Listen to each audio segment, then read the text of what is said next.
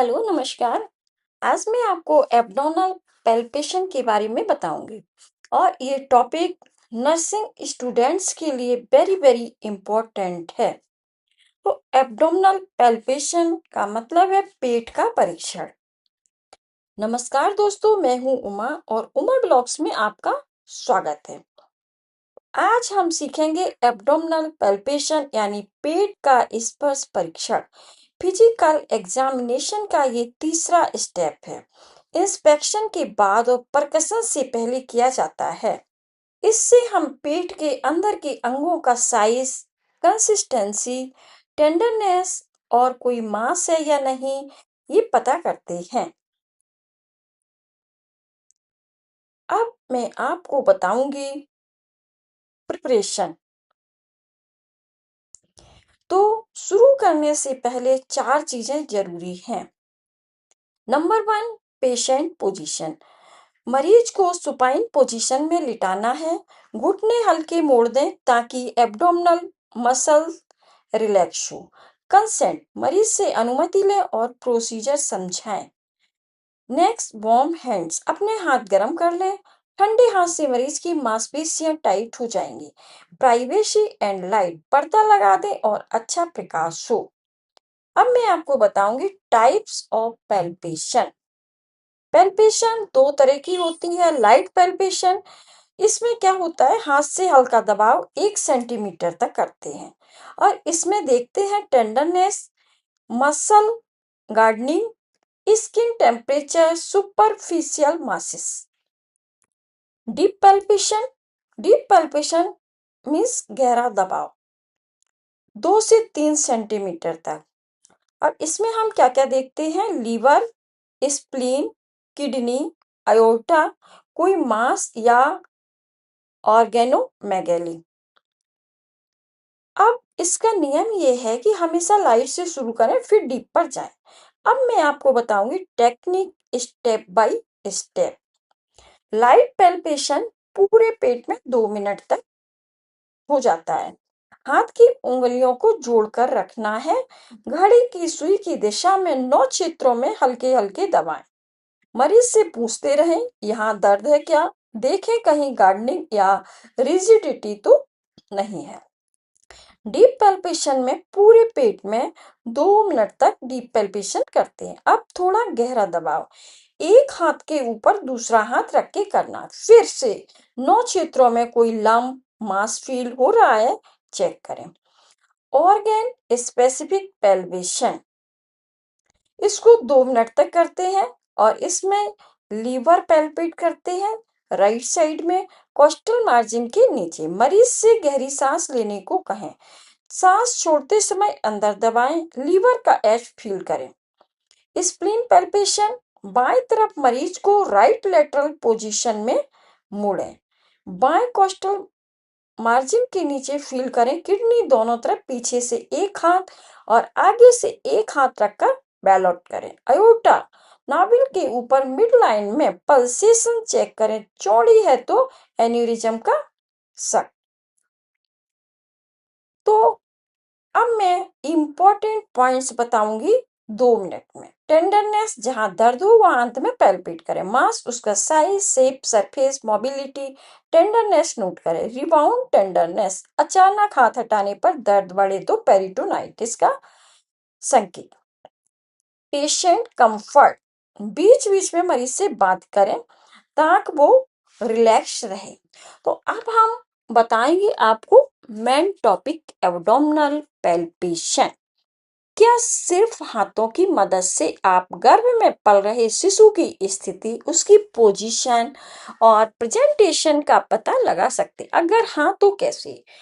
तो आज की इस वीडियो में हम बताएंगे एब्डोमिनल पैल्पेशन का प्रोसेस, जो हर ANM, GNM, BSc nursing students और स्टाफ नर्स के लिए बहुत ही इम्पोर्टेंट है। इसलिए वीडियो को अंत तक जरूर देखना है, क्योंकि आखिर में मैं आपको महत्वपूर्ण टिप्स भी बताऊंगी।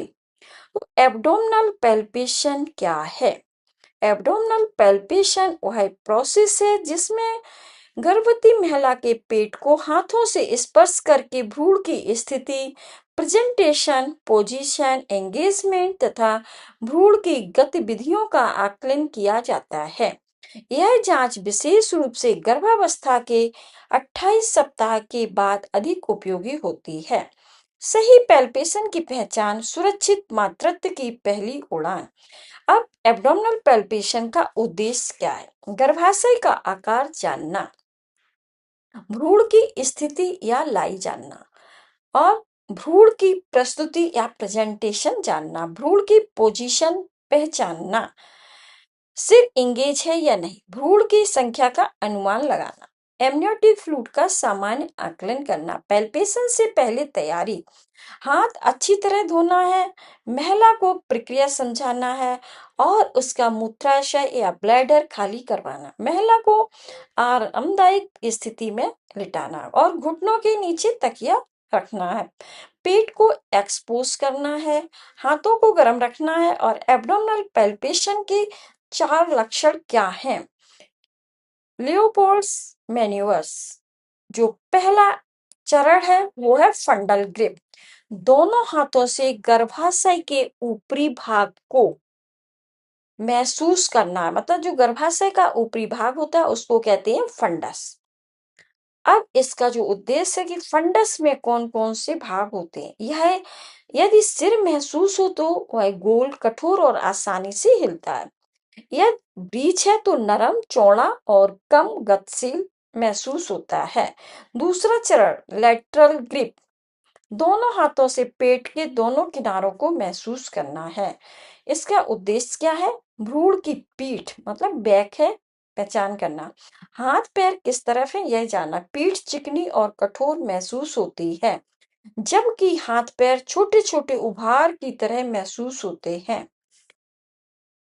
अब आता है सटीक पहचान बने आधार, सुरक्षित होगा हर प्रसव का द्वार। अब आता है तीसरा चरण पाउलिक ग्रिप। जो पाउलिक ग्रिप होता है इसमें नाभि के नीचे दोनों अंगूठे और उंगलियों से निचले भाग को पकड़ना। इसका उद्देश्य है प्रेजेंटेशन जानना, मतलब वर्टेक्स है, ब्रीच है, किस प्रेजेंटेशन में है, सिर है या ब्रीच, सिर मूवेबल है या एंगेज हो चुका है। अब हम चलेंगे चौथा चरण जो है पेल्विक ग्रिप। महिला के पैरों की ओर मुंह करके दोनों हाथों से निचले भाग को महसूस करना। इसका उद्देश्य सिर कितना नीचे आ चुका है और इससे एंगेजमेंट की स्थिति जानते, सिर फ्लेक्स है या एक्सटेंडेड है। अब जो जनरली रिजल्ट है वो क्या निकलता है? यदि सब सामान्य हो तो लॉन्गिट्यूडनल लाई है और cephalic presentation, left occipito anterior LOA position, head engage, foetal heart sound पीठ वाली तरफ अच्छी तरह सुनाई देता है। पैल्पेशन के दौरान क्या क्या सावधानी बरतनी है? कभी भी जोर से दबाव नहीं देना है, महिला को दर्द नहीं होना चाहिए और हाथों को गर्म रखना है। यदि ब्लीडिंग हो रही है तो बिना डॉक्टर की सलाह जांच नहीं करना है। जब तक डॉक्टर परमिशन नहीं देता है तब तक जांच नहीं करनी, हर स्टेप धीरे धीरे करना है। अब मैं आपको बताऊंगी कि एब्डोमिनल पैल्पेशन के क्या क्या लाभ हैं। बिना किसी मशीन के भ्रूण की स्थिति का अनुमान लगाना, सुरक्षित एवं सरल प्रक्रिया, प्रसव की योजना बनाने में सहायता, उच्च जोखिम वाली गर्भावस्था की पहचान में मदद। ज्ञान होगा जब मजबूत, माँ और शिशु दोनों रहेंगे सुरक्षित और स्वस्थ। तो दोस्तों अब मैं इसका रिजल्ट क्या निकलता है ये सब बताने के बाद, तो एब्डोमिनल पैल्पेशन एक अत्यंत महत्वपूर्ण क्लिनिकल स्किल है।